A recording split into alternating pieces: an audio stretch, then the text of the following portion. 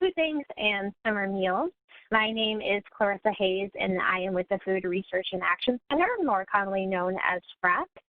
We are really looking forward to the conversation today and are very excited that you all were able to join us for today's webinar, which, like Naomi mentioned, is co-hosted with our wonderful partners at Feeding America. So food banks have played a really pivotal role in closing the summer nutrition gap during the summer months, and this is especially true this summer as communities continue to respond to the impacts of COVID-19 on food insecurity. This spring and the summer, many food banks quickly activated their meal programs when schools closed in the spring and worked to close gaps in underserved areas where programs may have had to close or scale back normal operations. So as we all know, summer looks very different than it has in previous years, and food banks have been really flexible and adapted programs to meet the unique needs of their communities, which often means working through some rather unique challenges. So as we know, there are many opportunities for partnership and collaboration this year and also moving ahead into the school year. So whether you are a food bank on the line or a community sponsor or advocate that may want to partner more closely with the food banks in your community and state, we hope you take away from today's webinar a few new ideas and strategies for maximizing the reach of summer meals and the role that food banks can play. So before we dive in and give an overview of today's webinar, I wanted to just get a sense of who is joining us today for this event. So if you could take a moment, and there should be a poll question that is showing up on your screen, can you just let us know what best describes your current involvement with the Summer Food Service Program? So are you a food bank that runs the Summer Food Service Program? Are you a food bank that does not operate summer meals that would like to start or to support existing efforts? Or can you let us know if you are not a food bank, but you partner with them and to provide summer meals or support access? So we'll give everybody a couple more seconds to complete that, and then we will share the results on the screen.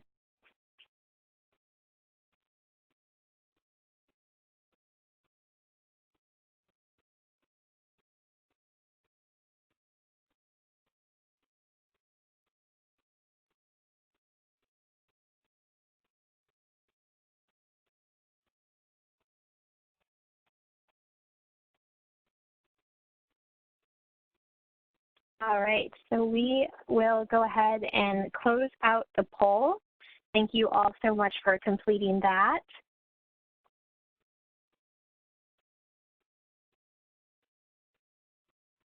All right, and it looks like we have a pretty good mix of people on the line. It looks like a few are not a food bank, but are partnering with one, and we do have a good mix of those that are food banks that are running for meals and those that are not. So thank you all for, again, completing that.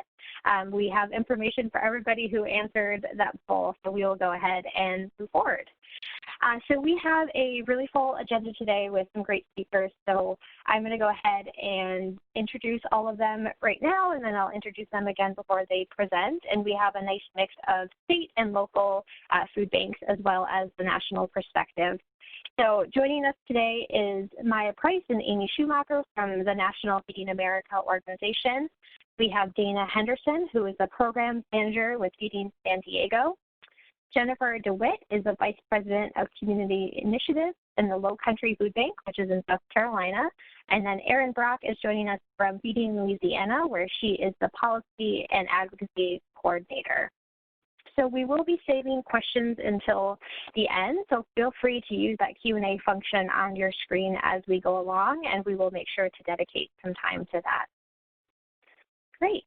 So moving forward, I wanted to start with a very quick overview of the summer nutrition programs. I know that for many of you on the line, this may be a refresher, but we did want to give a quick overview because there are the existing requirements, but we know, again, that this summer it does look a little bit different, so we wanted to kind of have that level setting. So these programs are easy to think about as an extension of the school meals that you may be familiar with. They are funded by USDA, and then in every state there is a state agency that administers them. It's usually the Department of Education, but it can also be the Department of Agriculture or the Department of Health. It just depends on your state. So these programs do provide free meals and snacks to children 18 and under at sites in low-income communities or those that serve primarily low-income children. So in a normal summer, sites can serve up to 2 meals a day, and there is flexibility to when those can be served. If you are at camp, you can serve 3 meals a day. So there are 2 programs when we think about the summer nutrition programs. There is the Summer Food Service Program and the National School Lunch Program. And because many on the line today are food banks or working closely with food banks, we are talking specifically about the Summer Food Service Program because that is the program that food banks can operate.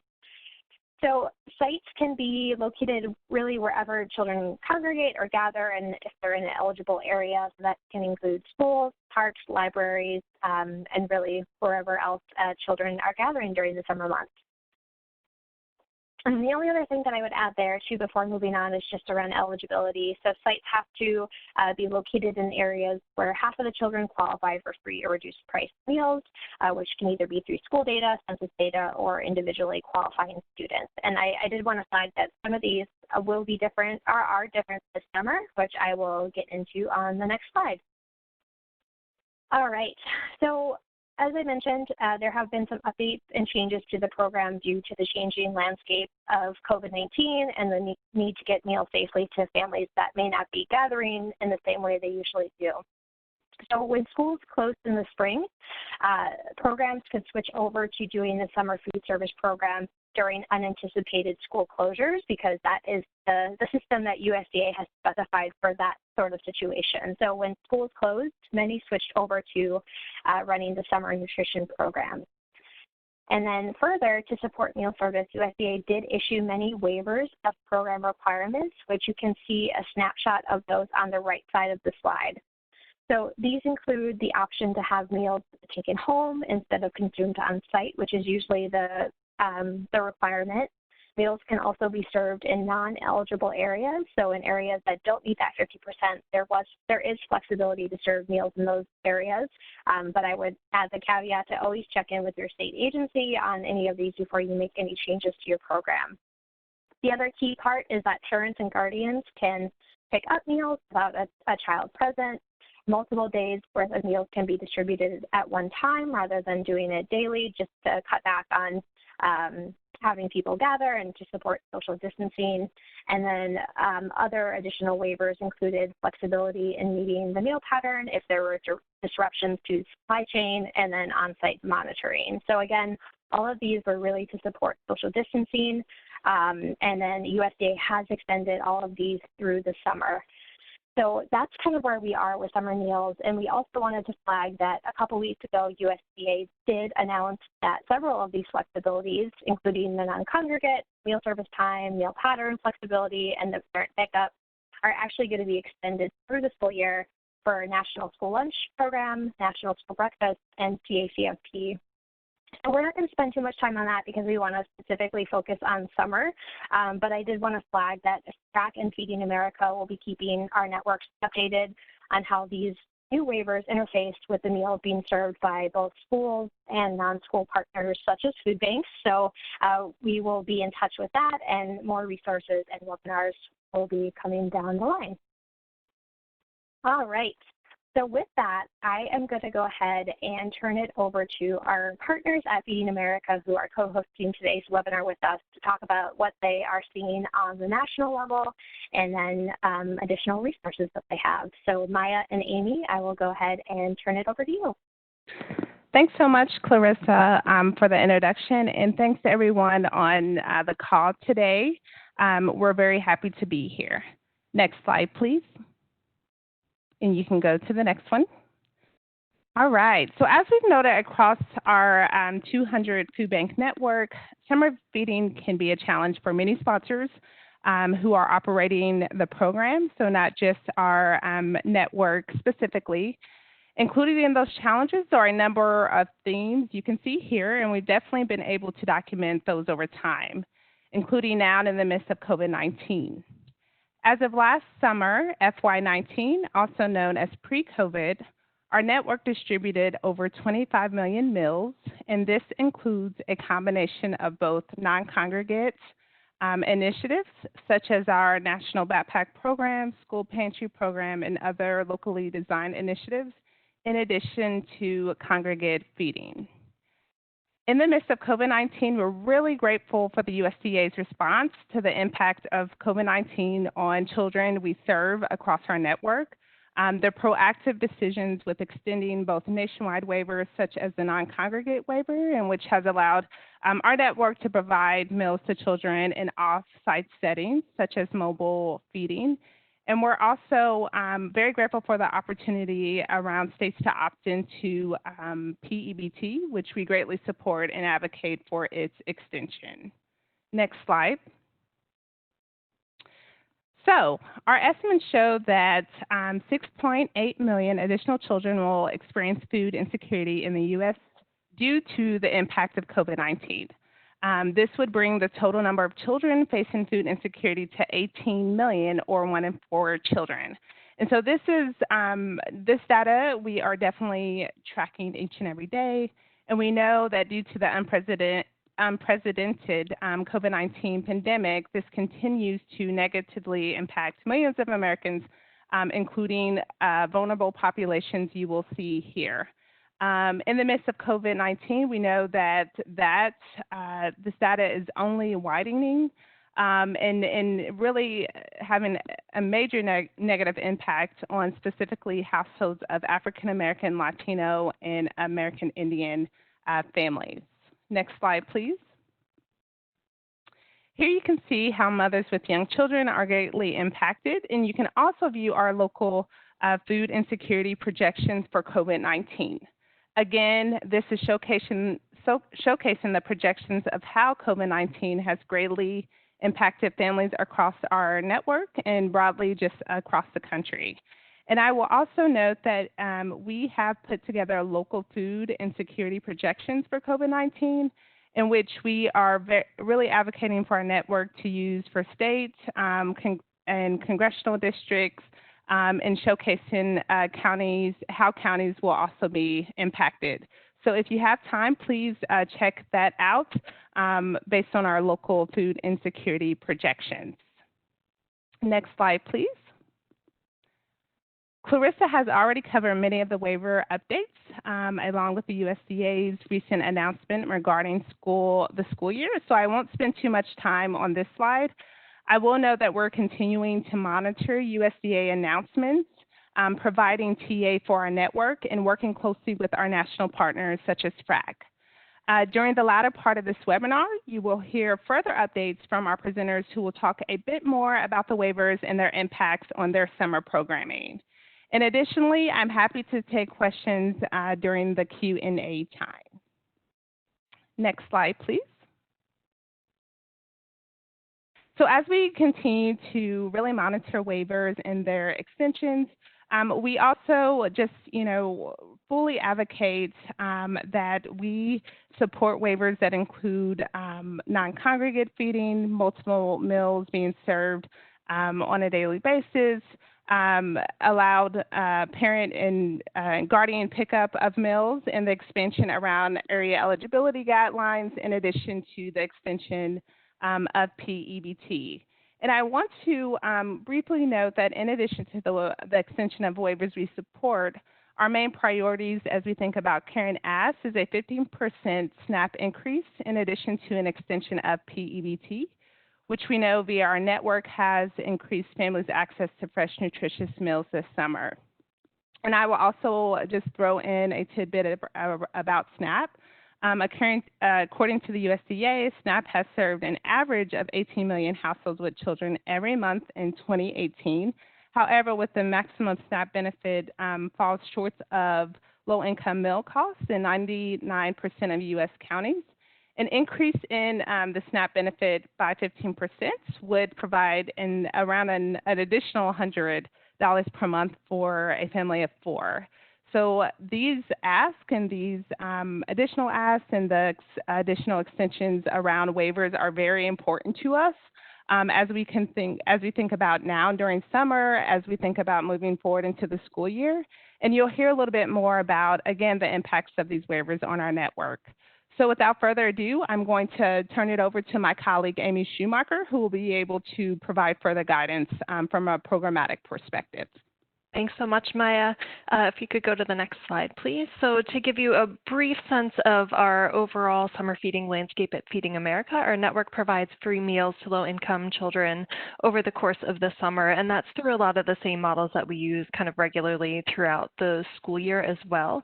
So traditional agency services, SNAP, backpack program, school pantry program, and Kids Cafe. We have more details on those on the Feeding America website, but I won't dwell on those because I'm guessing many of the folks on the phone are already familiar. And then, of course, running SFSP models over the summer. If there are any folks on the phone who are not yet connected to a food bank, know that you can find your local food bank through feedingamerica.org. We have a food bank finder where you just simply plug in your zip code. So if you don't have that connection, that's a great way to check in locally.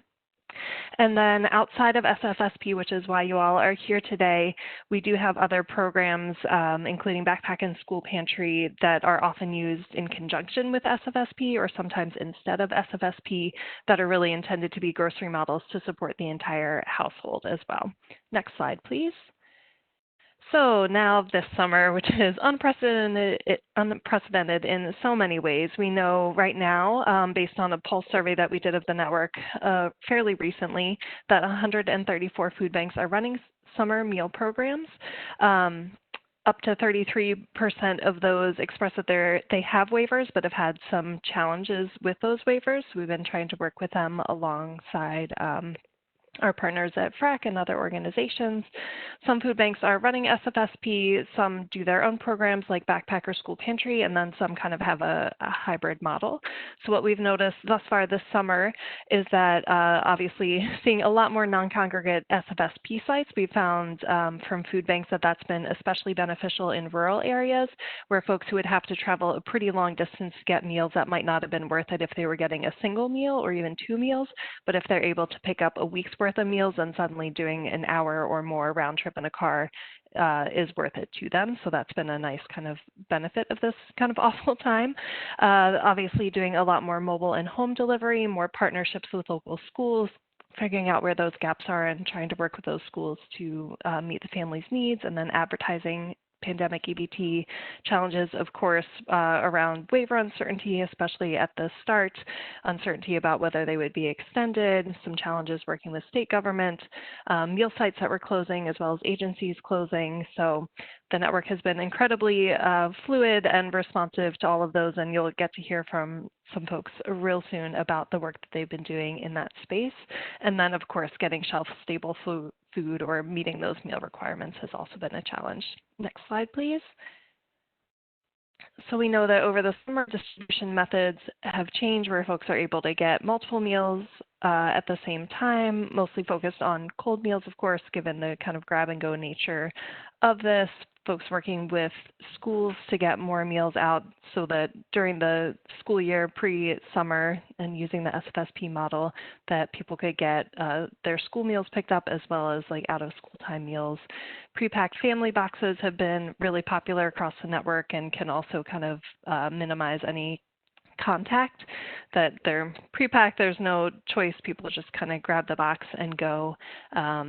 The parents are able to either pick up meals. In some cases, food banks have been doing home delivery or delivery to a central location for the families to be able to pick those up, whether that be a local bus stop, a public housing complex, or their centralized location. And then with the next slide, we will be taking it back to Maya. Great, thanks so much, Amy. And I just briefly want to cover our child nutrition resources that we've been communicating to the network as we think about TA support. Next slide, please. So I do want to let everyone know on the call that we have a public advocacy site. So that is public facing at feedingamericaaction.org. It is linked here, and we will make sure that you have that link as after today so that you can go on that website and access our resources around child nutrition and other federal programs as well. I do want to note that as in support of our network, we have guidance around just updates around the waivers through our checklist. We have an FAQ. We have further guidance around other new federal nutrition programs, and we also have a resource around PEBT. To generate conversation within our network, we have Yammer groups that take place in which we're able to capture any questions and comments. And then we also have our HungerNet page where our network does have access to in order for them to conversate with each other and to also share practices. Next slide, please. And then I will also note that we also share national partner updates and resources across our network. So from FRAC and other partners share our strength. So you'll see those programmatic specific guides and also guidance from the USDA listed here, in which we, again, provide our network. And we're also happy to share any links from the national resources in our discussed on the previous slide as well. So without further ado, I will keep the call going. Great. Thank you, Maya, and thank you, Amy, as well, for that national overview. Like mentioned, they have a lot of great resources, so if you are a food bank or new to working with food banks, definitely check out the resources that they have available. So at this time, I'm going to go ahead and turn it over to Dana Henderson from Feeding San Diego to talk through what is happening in her neck of the woods. Great, thank you. So as you mentioned, my name is Dana. I'm the Director of Programs at Feeding San Diego. We serve the entire county of San Diego in Southern California, and I'm happy to be speaking to all of you today about our experience with summer meal. I will also caveat that you may hear my 4-month-old in the background. She is sitting upstairs with me, so if you hear some baby babbling, hopefully it'll bring a smile to your face. Next slide, please. So this is what I'm going to talk about today, just a brief introduction to our meals and some of our learnings and best practices. Next slide, please. All right, you can go to the next one as well, please. So initially, we had in San Diego County pre-pandemic 1 in 8 people facing hunger, which was about 11% of the population, and 1 in 6 children facing hunger, which was about 16.5% of the population. However, since the start of the pandemic, things have changed dramatically as we've seen an increase in need, and those figures have now changed to 1 in 6 people facing hunger and 1 in 4 children. And that really amounted to about a 50% increase in need since the start of the pandemic. So just these figures were accurate a few months ago, but have obviously changed as much as since the beginning of the pandemic. Next slide, please. So Feeding San Diego provides more than 26 million meals a year to people facing hunger. As I mentioned, we do serve the entirety of the county of San Diego. Many food banks serve multiple counties. It really just depends on the state you're in. But San Diego County does have a large population of over 3.2 million people. So while it is only one county, it is densely populated, and we have a variety of folks facing hunger. And I just like this visual that I have here because you really know that hunger is difficult to recognize, right? It crosses different populations, different people, and stations in life. We serve children, families, seniors, college students, military veterans, and people facing homelessness.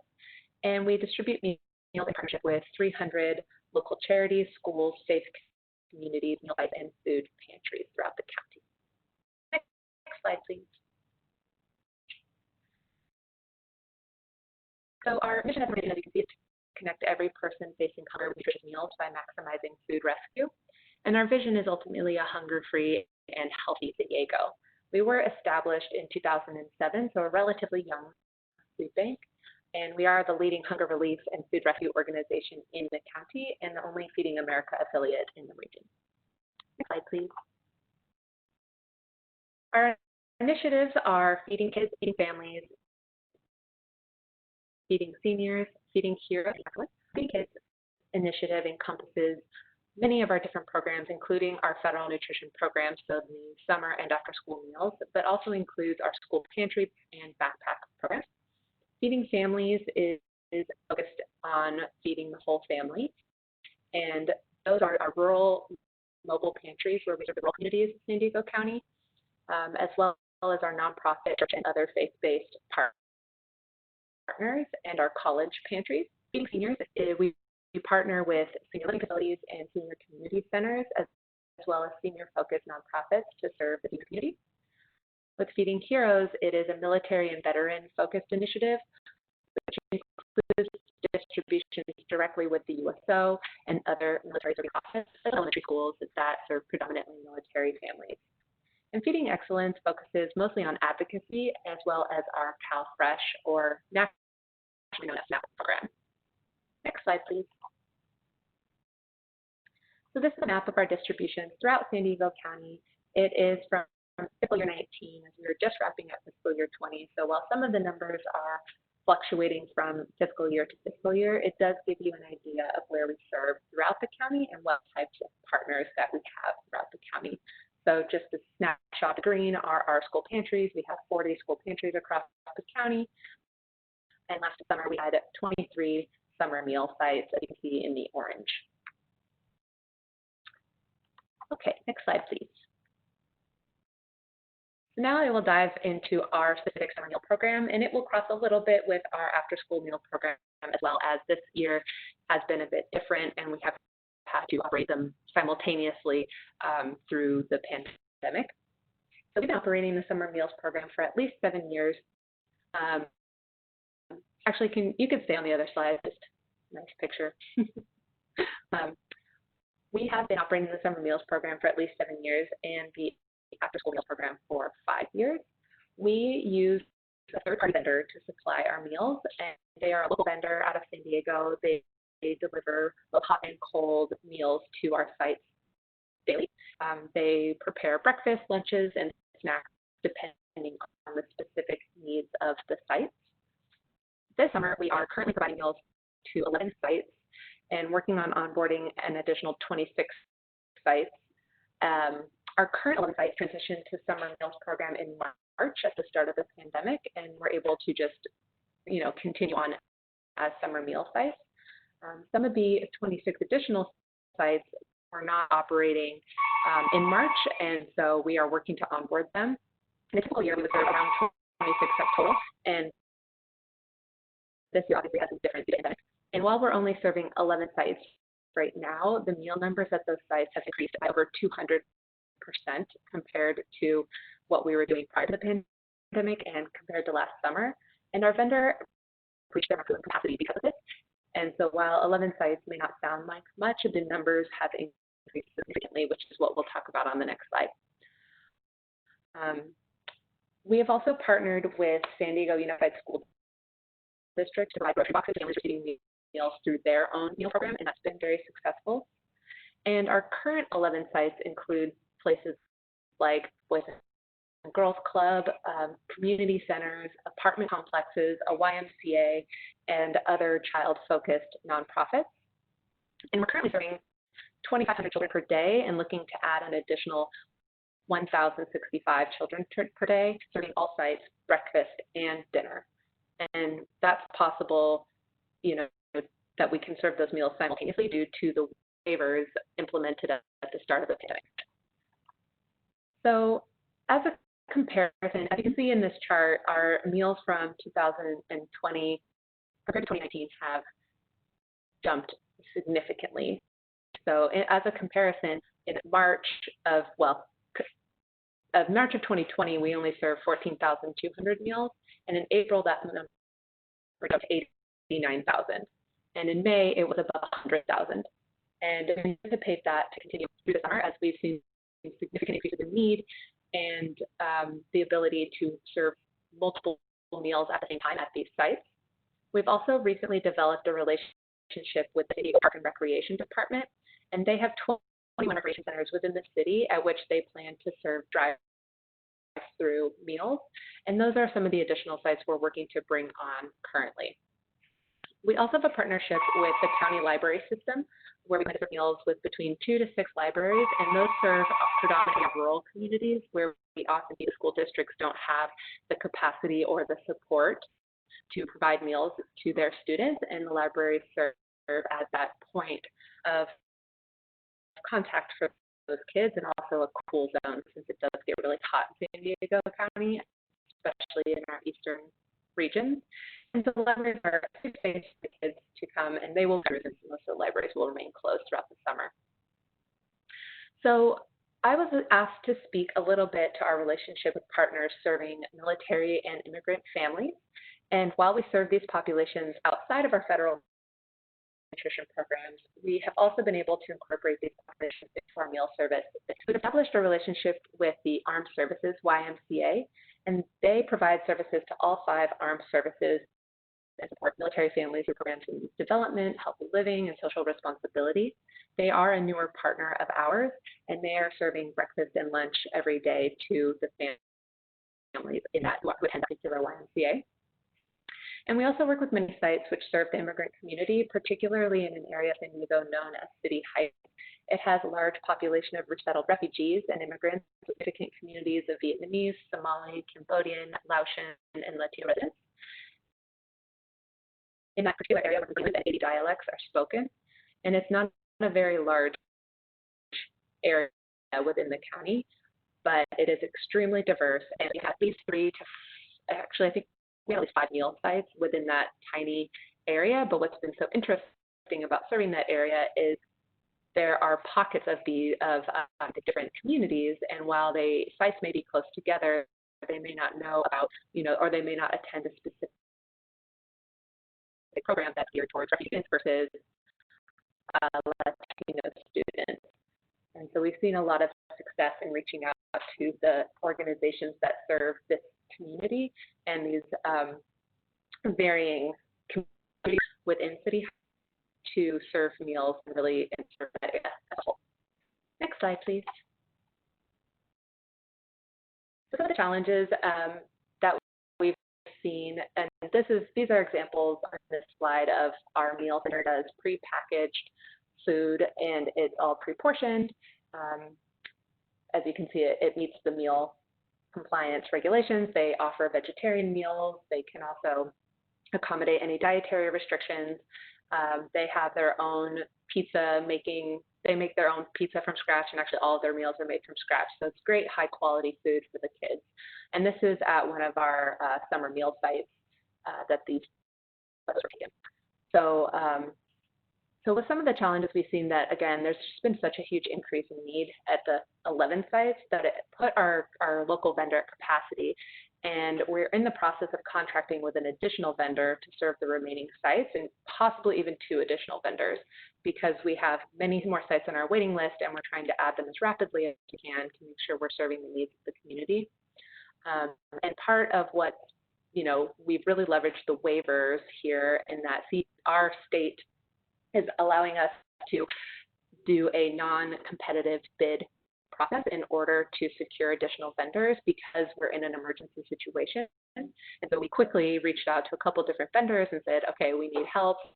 We help us, and got some bids and are working to start with additional vendors coming Monday so that we can make sure to serve the rest of the sites. Other challenges can sometimes include working with the local health department, and this summer for us, that they just don't always align with what the state says.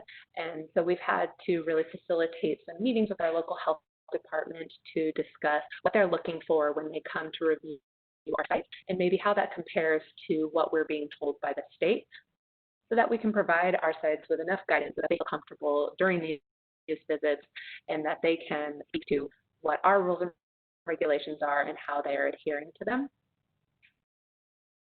Of course, we really quickly had to change our model from congregate service, like you see in the picture, to drive-through, as many of our sites were closing and still wanted to provide meals. And, they didn't always have the right materials to be able to do that, especially because it gets hot here. And so we've been working to try and provide those sites with additional resources like canopies, gloves, hand sanitizer, tables, fans, yard signs to help direct, cones to help direct, drive-through that really the taps are not needed. Some successes have been converting our after-school meal sites to summer sites at the beginning of the pandemic, and that made for a good transition to the summer as they were already approved to serve summer meals. And we've been working closely with our state to quickly convert our sites and onboard new sites. And I think a niche really that the food banks serve, at least in our county, is filling the need where school districts cannot. And that's really where those non-traditional partners come into play, like apartment complexes, libraries, YMCAs, and we've had a lot of success in partnering with those types types of partners. We've also just seen a lot of success in leveraging waivers. So, for example, ability to provide multiple meals at once, as I said again, utilizing drive-through models, even being able to provide meals for multiple days so that our vendor doesn't have to deliver every single day, but can deliver every other day, which helps them maximize their capacity as well. Next slide, please. And one more, please. So some lessons learned in general operating summer meal programs. Start early in planning. We typically start in February to launch our meal services in June and have a plan in place and step-by-step process for how we're going to do that. I also recommend having a good working relationship if possible with the state entity and clear communication. We ask a lot of questions before we implement new things because we know in a review or an audit those things could come back and negatively impact our program or result in loss of potential reimbursement money. As I mentioned before, building a relationship with the local health department has been key because our local health department often requires stricter rules than what USDA or our state requires. And since we are held to what the local health department requires and how they may review our sites, it's been extremely important to have open conversations with them, talk to them about these programs, and really understand their guidance and guidelines for how they need us to operate safely. I think this has been mentioned multiple times also, but maximizing waivers and really understanding those waivers and utilizing them to the best of your ability and to your advantage. Reaching out to non-conventional partners where kids, I think we've just seen a lot of success with a few apartment complexes that we hadn't reached out to in the past where kids, maybe are home, especially now for summer, and aren't able to leave, or maybe their parents don't have access to cars, or the kids may be home, their parents are at work, and so being able to provide those meals where all they need to do is walk downstairs and get a meal has been very successful. Also with your existing networks, and at the bottom I wrote word of mouth can be a powerful tool because, the reason we have so many sites in, as I mentioned, that area of San Diego called City Heights is because we started there with one site and then another nonprofit heard about it and they wanted to start it. And then they went to a task force meetings for that particular city and then, another nonprofit heard about it. And before we knew it, we had, 5 different sites in that particular community. And that's also happened with another community called Oceanside. And so that can be just a really powerful tool if you have success with 1 or 2 organizations or sites in a particular community that they can speak to the program as well to other partners. And then I always recommend to ask questions and push back when appropriate, especially when it comes to working with the state. We often see the state as the expert in what they're doing, but if when we've been audited or monitored and realized, hey, that doesn't sound right, and ask the right questions, we've often been told, you know what, you're right, and that isn't going to be a finding, or just using them as a great resource too for, as I mentioned, implementing new policy or procedures. Next slide. And that is all that I have. So my contact information is on here. Again, Dana Henderson, and my email is dhenderson@feedingsandiego.org. Great. Thank you so much, Dana, for that overview. I think the lessons learned are definitely resonating with people across the country. So I would just flag, we're going to get through our next 2 speakers rather quickly, but if you have any questions for Dana or anyone who comes up next, feel free to add those to the Q&A box. So we're going to go ahead and move on to our next speaker. And we will be hearing from Jennifer DeWitt from the Low Country Food Bank. So Jennifer, I will go ahead and turn it over to you. Great. I will go ahead and get started. As Clarissa mentioned, I am Jennifer DeWitt from the Low Country Food Bank. I have been here for about 7 months. You can go back to the first slide, please. Great, thanks. I've been here for about 7 months. I'm currently the Vice President of Community Initiatives. And to give you a sort of idea of the counties that we serve, I just did a little graphic there. We serve the 10 coastal counties of South Carolina. Our main facility is in Charleston with 2 regional facilities in Yemassee, which is in our southern region, and Myrtle Beach in our northern region. And to give you a size of our food bank, we distributed about 32 million pounds of food in 2019. We can go ahead to the next one.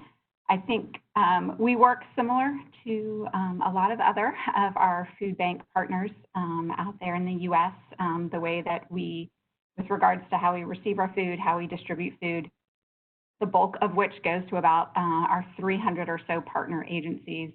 And similar to Dana, the pantries, the food kitchens, the community centers and organizations receive the bulk of our food. Next slide. So for us, community initiatives is really everything outside of the agency relations. So it encompasses our Kids Cafe, our CSCFP program, our Backpack Buddies, School Market, School Pantry, summer meals, our seniors and veterans meals, and our nutrition education component. And so that's what, when we talk about community initiatives, that's how we refer to it here. Next slide. So summer meals. Normal times, our summer meals include making prepared kitchens. We have a very large in-house production kitchen here at our food bank. And so we've been able to do prepared meals, snacks, breakfast, lunch to summer meal partners, camps, parks and rec sites. And then we have our own mobile distribution that we've been doing for a couple of years in a very rural area of Charleston County. And so you can see these are photos from last year when we could all gather together. And so they were sort of activity-based. It was it was more than just serving meals. It was activities. It was the nutrition education and providing fresh produce for the kids. Next slide. So here's some happy photos of kids from last year. Again, they're eating on site. They're together. We, like I said, provided activities at some of the parks, and we were able to get the kids really engaged in some of our nutrition education activities. So there's a happy summer photo, and then we sort of move from that to the next slide, which is COVID. So the graphic on the left is just a little bit of update on our food bank's response from March 15th to May 31st. We're updating that now to include June, but in South Carolina, schools shut down on March 13th. And so we consider sort of our COVID response, from that Monday after. So immediately, my colleagues and I contacted school partners, all of our school partners, Backpacks, School Pantry, School Market. We told them to distribute however they could all the food that they had in their building, whether backpacks, boxes, food for the school markets, just get rid of it all to people who need it and to stay in touch with us and let us know what else they needed. In addition, we tried to make contact with all 10 of our school districts and letting them know that we were here to help fill the needs. And in April, we also started doing our mobile direct-to-client distributions, which I know many around the network are also doing. But one thing that we've really leveraged is our school relationships, because we found school sites, now that the schools are closed, the sites have just been great locations because they're often central. We can use our school network to promote the distribution, and we love a bus loop that has the covered overhang in order to store the stuff and then have the cars come in and out. So we've really been able to leverage our school relationships to do our mobile distributions. In addition, we've given out backpacks on school mobile feeding routes and our disaster and produce boxes given out at school meal sites, and then making sure that we are in touch with all of our site coordinators with regards to what our agency partners are doing and make sure they have information about our mobile distributions. So next slide. So our plan, as we moved from, spring to summer, we made sure that we engaged with our school districts to make sure that we were knowing what they were doing with regards to their meal grab and goes, what each county was doing. Every county around here seems to be really different. And so not everybody was serving. Some were serving Monday through Friday. Some were serving one day a week. So, it was important for us to have that right information and figure out where their gaps may be. And so, our plan was to, we didn't want to duplicate the efforts of the schools and the meal grab and goes because they were doing such a great job. We wanted to make sure that our past SFSP partners, to find out what they were doing, to make sure that we helped them. Again, we contacted the school districts We used a mapping technology to locate gaps, which I'll show you in a second. And then we worked with other community and our agency partners. A lot of our community partners, excuse me, wanted to still be engaged and wanted to make sure that kids in their area were still getting fed. And so we've really been able to leverage those relationships, have been really helpful for us. So I quickly, on the next slide, I just want to show you a little bit of the mapping that we did through a relationship that we have at the College of Charleston, which has been helping us the last couple of months with regards to equitable access across our service area. We were able to map our 10 counties, you know, where our agencies are located, where our school meal grab-and-goes are, and where we had planned or already had done some mobile distributions. And so this is just a little map of Horry County, which is our northernmost county, which is right on the North Carolina state line. But Horry County is home to Myrtle Beach, which I think most of you probably have heard of Myrtle Beach. But over 20% of our food insecure population in our service area is in Horry County. There are high levels, since the start of COVID, very high levels of unemployment because tourism and hospitality are their major industries there. And so we wanted to make sure that we were there. There were also a few weeks where their school meal grab-and-goes had shut down because a couple of food service workers had tested positive. And so we knew there was a need there. So if you'll move to the next slide, you'll see where we did our agencies. We mapped our agencies, the school meal sites. We call them FXs, which are our Fresh Express, which are our mobile distributions.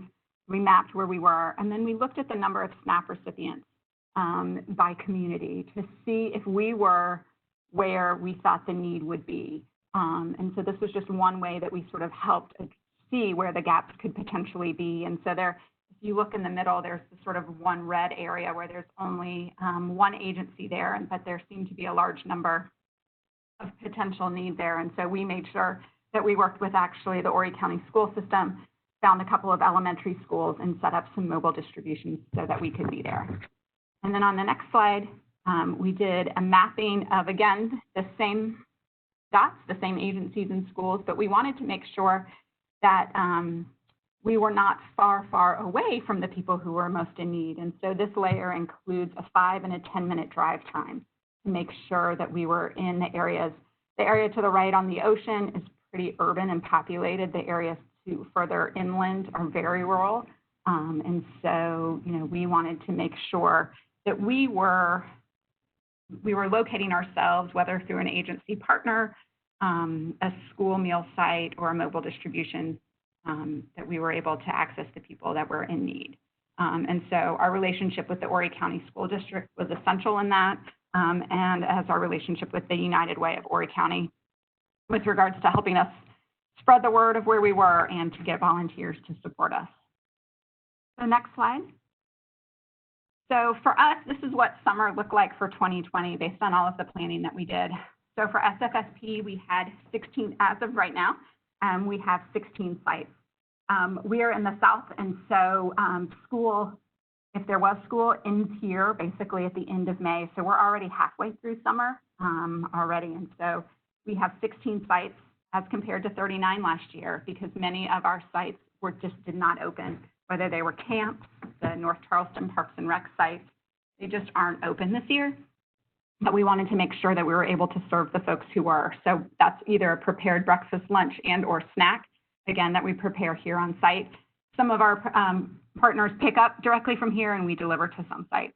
We also do what we refer to as our pop-up picnics, and this is a mobile distribution of prepared meals in a rural area of Charleston County called Johns Island. And we serve every day breakfast and lunch in one of our amazing vans. And then a couple of days a week, we also serve disaster boxes, produce bags, and our backpack buddies to the families to make sure that we are reaching the families in need.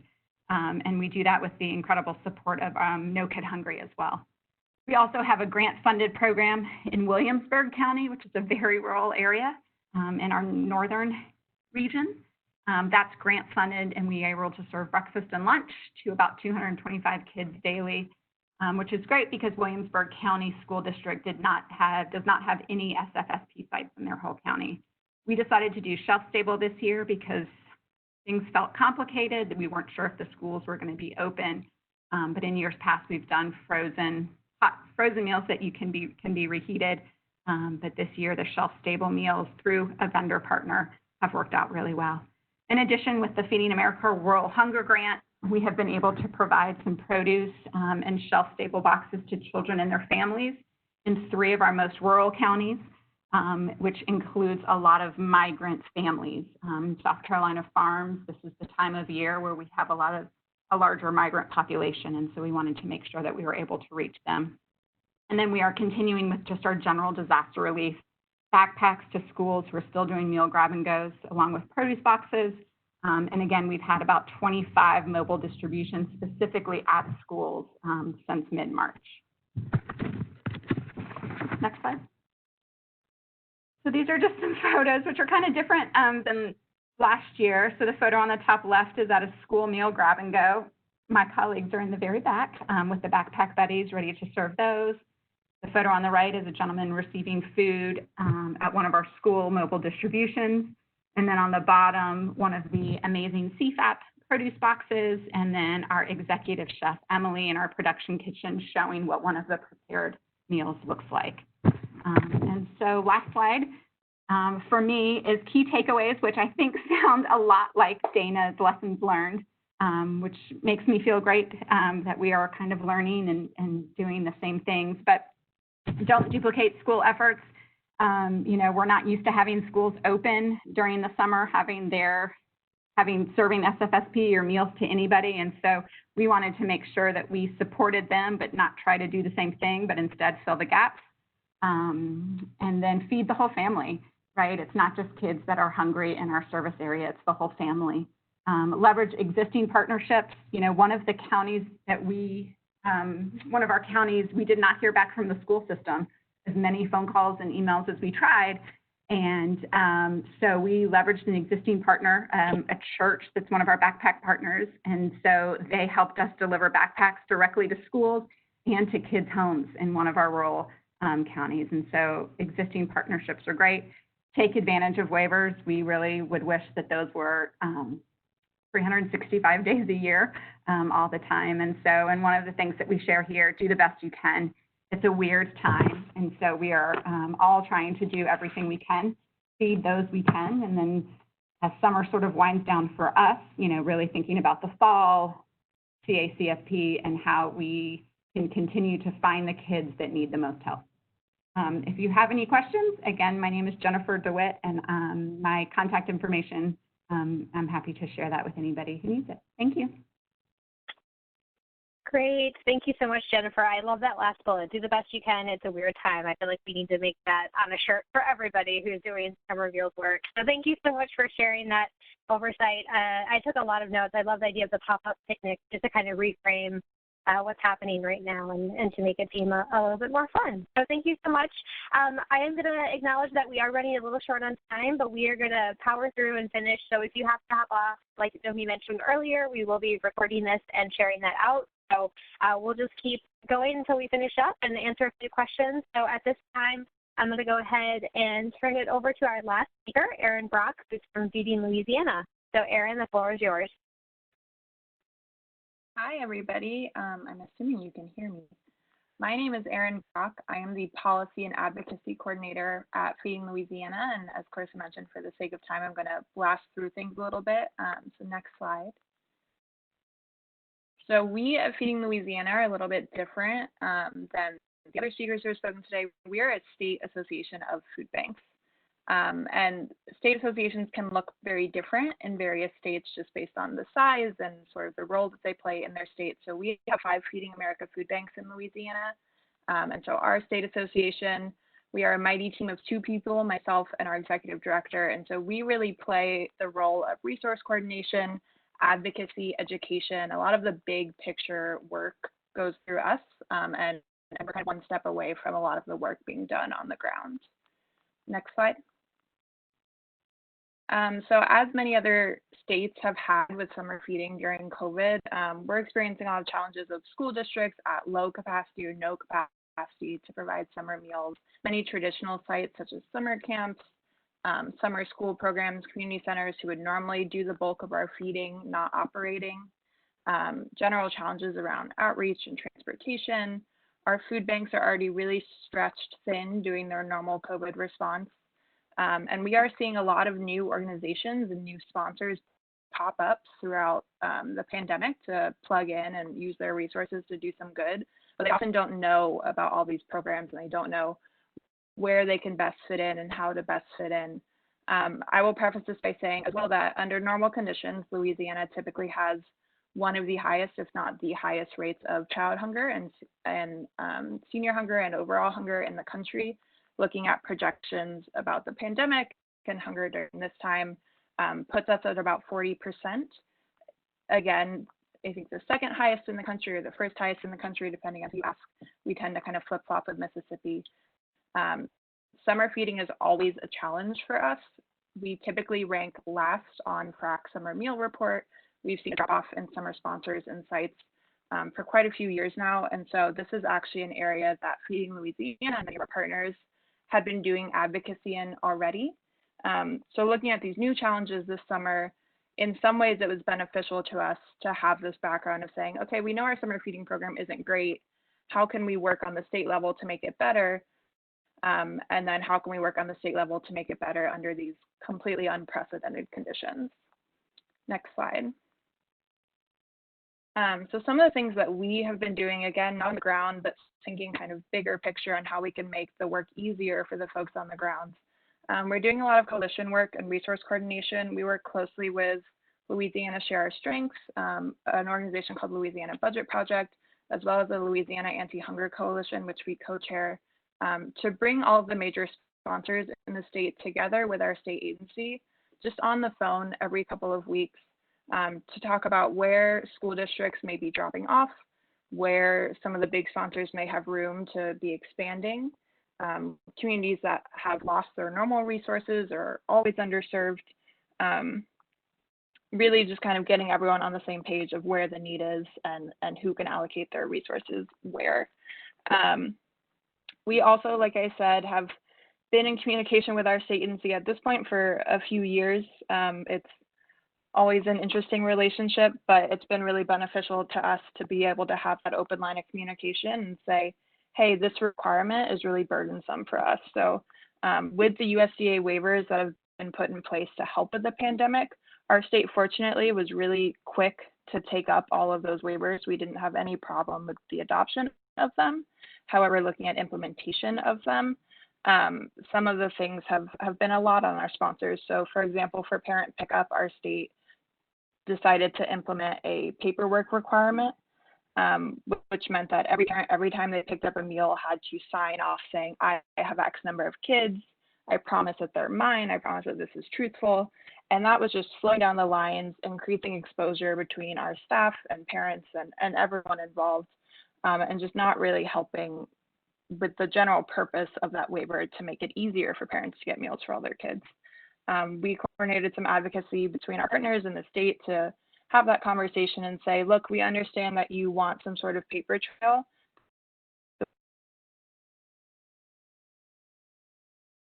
The way that we're doing it right now isn't working on. Similarly, for our food banks, if there is an area where they are unable to provide summer meals, so we have 5 food banks, only 2 of them typically participate in summer feeding. If it's in an area at a food bank where they do not do summer feeding and where some of the other state sponsors are not able to serve, then our food banks may put a different type of distribution in that community. So they may not be doing direct summer feeding meals, but they may be doing a TFAP commodity distribution, they may be doing a donation drive, a mobile pop-up distribution. They're doing something in that community to be serving those families, even if they can't be getting them the traditional child meals that they may typically get. Next slide. So again, as our food banks have been pivoting kind of through our work on the advocacy level and through their on-the-ground work, we've been working with our Department of Ed and Department of Health to figure out where the gray areas are with these waivers and with the traditional requirements to allow our food banks to be doing mobile routes, dropping off at apartment complexes, big housing projects, parks, in areas where they typically don't do that, but because the school system has closed down, other sponsors haven't opened, they're seeing a sudden high need. They're also working with school systems to take over their sites. So if a school is closing, only because they can't pay their staff to keep it going, or they're having trouble with their food sourcing, then the food bank may step in and provide the bodies and provide the support to do that meal site, but they're still doing it at the school at the times that the school was doing it at. Again, like I mentioned before, trying to pair up these child meal programs with the other food bank programs, whether that means offering a mass distribution in place of a child meal program. We also have food banks that are providing child meals in addition to those mass distributions. So as folks are sitting in their cars and waiting to get their box of TFAT food, if they have children in the house or children in the car, they can also pick up a week's worth of meals at that same spot. And there's no additional really paperwork or anything else required to do that. And then again, prioritizing agencies or areas where agencies have closed or that are just typically underserved or hard to reach.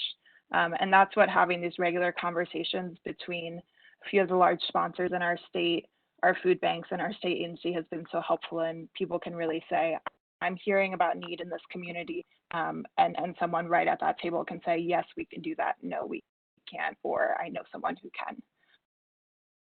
can. Next slide. So I went through that really quickly, but I am happy to continue this conversation offline again if you're interested in any kind of larger coordination or policy work. And here is my contact information. I'm happy to chat with anybody. Thanks. Awesome. Thank you, Erin, and thank you for all the work that you do in Louisiana. And I would just flag too, and maybe Maya and Amy can chime in here, but a lot of states do have associations, and they're really great partners on the policy side, or being kind of a liaison with your state agency, like Erin mentioned. So if you haven't yet connected with them, they are definitely great resources. All right, so we are 2 minutes after, so we're going to go ahead and zoom through the rest of this. I just wanted to quickly thank Amy, Maya, Erin, Jennifer, and Dana for sharing everything, for joining us for this important conversation. We really appreciate your partnership and your leadership in expanding summer meals. So I'm not going to spend too much time on this. I think all of this was reiterated by our speakers today, but there are still opportunities to expand participation this summer. So using those waivers, making sure you're talking about the programs and promoting them, utilizing those community partnerships, whether it's providing another service, providing parent meals, providing other things to families, filling those gaps that may be left from schools or other partners. And then, something that we've been hearing too is that there is a thing as like meal fatigue, or just kind of needing to make small changes to your program to make sure that they're effectively meeting the needs. So just things to consider for best practices for the remaining bits of summer that we have. And then I did want to just quickly, at frac.org, you can find all of our resources that we have for COVID, including a summary of the nationwide waivers. And then we are doing quite a few webinars these days, usually weekly. So you can find all of those at our website, frac.org/events. And then, normal program resources like summer, after school breakfast, and CEP are also on our website. So with that, we can go ahead. I think most of the questions have been addressed by today's speaker. So we've been trying to do a good job of going through and answering those. So I think at this point, most of them have been answered. We did have a question about what non-congregate is, or what congregate is, and that's usually how the programs operate, where kids have to come and gather and consume the meals on site. Like we mentioned earlier, that requirement has been waived for this summer. There was a question about this upcoming school year and having an after-school activity waiver. We have not yet seen that, but it is something that our two organizations and many others are pushing for, because we know that things will continue to look different as the school year starts. So we will keep everybody updated on that, and we'll have more information. But yeah, I think that actually may be most of it. So we would just say, if you have any questions for FRAC, Feeding America, or any of the three organizations that joined us today as speakers, feel free to follow up with us. We would be happy to connect and talk more about the work that we do, and I know they'd be happy to share more about what they do. So feel free to connect with us, and we will make sure the recording and the resources get sent around. So we're going to go ahead and close out today's webinar. Thank you all so much for joining us, and we'll talk to you soon.